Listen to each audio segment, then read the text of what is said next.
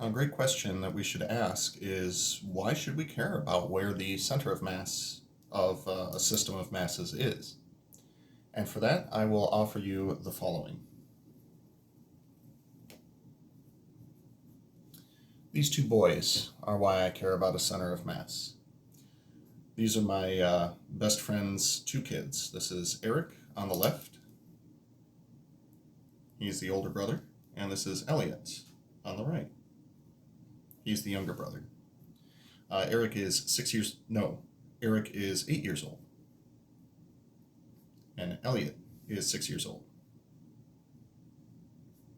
Now, as we've been going through pandemic time, unfortunately, these two haven't been able to interact with a whole lot of friends other than one another. So they've been becoming best friends very, very quickly.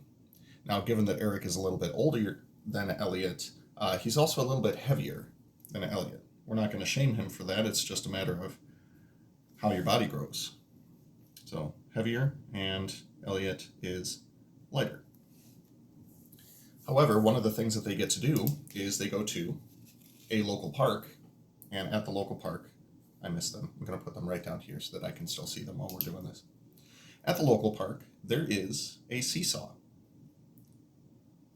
A seesaw is an example of a first-degree lever from physics. Now, the idea is we want the fulcrum of the lever, the balancing point, to be at a place where the moment that's created on the left side and the moment that's created on the right side are going to be equal to one another. However, if they are the same distance apart, I already see that Eric is a little bit heavier and Elliot is a little bit lighter. As such, it is not going to be possible for the two of them to sit at the same distance from one another on a seesaw. However, what you may have seen on some seesaws, if you go to a park, is there will be two different places to sit. Now, with that in mind, if Eric, this is going to be a very accurate picture of what Eric looks like. His nice shaggy hair up here and his glasses. If he sits a little bit closer and Elliot winds up sitting a little bit farther away, then we are going to be able to balance out their moments by saying, with the decreased mass, we'll say M2 over here and X2, and then over here for Eric, we're going to have M1 and X1. So essentially what we've done here is we've created a literal balancing act by saying that since M1 is a little bit greater than M2, we need to have that X1 is a little bit less than X2.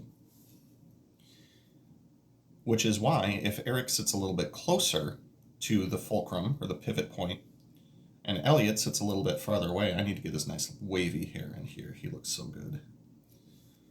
Then we should be able to balance out, and they should be able to have a fun time on that seesaw. Now that, of course, is just one application of where a center of mass could come in place. We could also talk about taking a linear object, such as, this very fine Albion College pen that I have right here. If you put your fingers on either side underneath the pen, it's going to roll around a lot. If you start pushing both of your fingers toward the middle, it is guaranteed that wherever they wind up is going to be right below where the center of mass of the pen is. That'll give you a good idea of where you might be able to balance something like this. Oh no, it's going to be rolled. Oh, yep, and it's rolling and tipping. Well, that was a much cooler example in my mind, and normally when I have access to a classroom, I have something like a ruler or a yardstick, so that tends to work better. So in the meantime, Eric and Elliot, this moment's for you.